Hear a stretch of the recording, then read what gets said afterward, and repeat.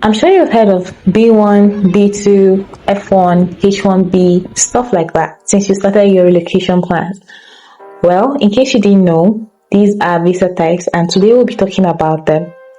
Hi and welcome to the channel that brings scholarship and financial opportunities your way, including showing you and guiding you on how to secure your admission and scholarships.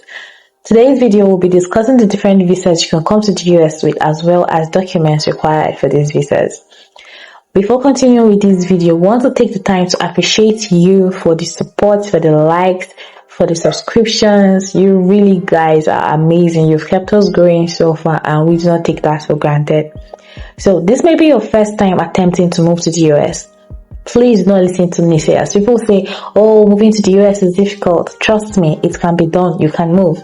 The only thing that can stop you from being successful with your relocation plans to the US is your mind. If I can do it, you can do it as well. Trust me. The first visa is for short stays in the US and is also known as the visitor visas. This is where you hear people say B1, B2 visa. The B1, B2 visa is the visitor's visa. A visitor's visa can be a research visa in the US, a travel or medical visa or tourist visa and a visa that you need to visit your family members. So visitors visas are reserved for non-immigrants, like you're a Nigerian and you want to move to the US.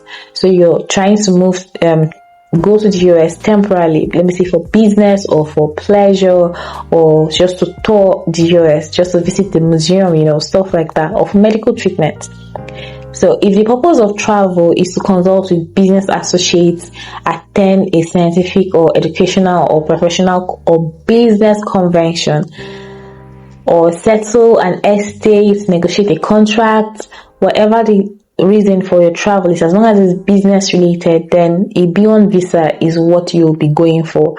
And then if the purpose for your travel is recreational, let's say you want to go on vacation, you want to go sightseeing in the US, you want to visit, different locations in the US, and you want to visit your friends and your family, or maybe you want your mother to come over to the US to see you and do omugo for you, then the V2 visa is what you're going to be applying for. Now, the documents are required for this B2 visa. The only thing you'll be needing to fill is the S160 form. The second thing you'll be needing for this visa application is a valid passport with a validity date of at least 6 months beyond your intended stay. Alright, and yeah, of course, one photograph. And then the second type of visa is the student visa. You've been hearing of F1 visa, F1 visa. Now, the F1 visa is the student visa. And before applying for this student visa, you must have secured an admission with the university in the United States already before you can go ahead and apply for a visa. Now, for the required documents for an F1 visa is usually the I-20 form. You have to fill that and submit. And then you also need to fill the DS-160 form as well.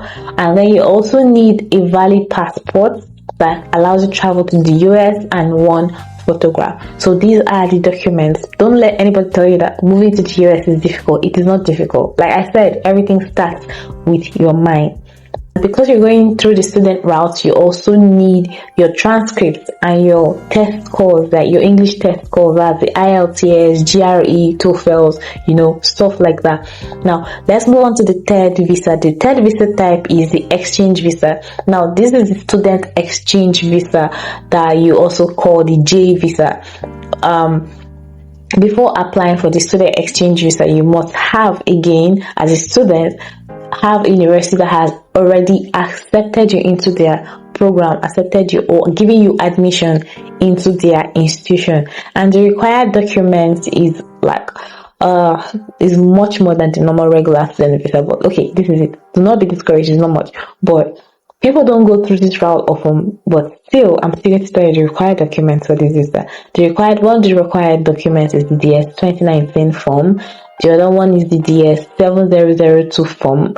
And then you also still need the DS160 form. So you need to fill all of these in, including one passport photograph to qualify for this. Now, the fourth visa is a temporary work visa. Now, as an immigrant, you want to be moving to the United States to work temporarily. That is the other type of visa that you can use to move to the US. Now, you must have obtained a labor certification from your employer, which has been defined by the Department of Labor in the US, before you can qualify to come to the US. Now, before applying for a temporary work visa, you must have obtained an approved I-129 form and petitioned for non-immigrant worker from USCIS. So do not be discouraged by the names. No, do not be discouraged. You can still make this work. This is not something that is tedious to do. No, it's easy actually. So the work visa is the other route where people come to the US. This type of visa is also what we call the H1B visa, the H2A visa, the H2B visa. Now, the H1B visa is for persons in specialty occupations, let's say doctors, for example, and nurses. The H2A visa is for seasonal agricultural workers.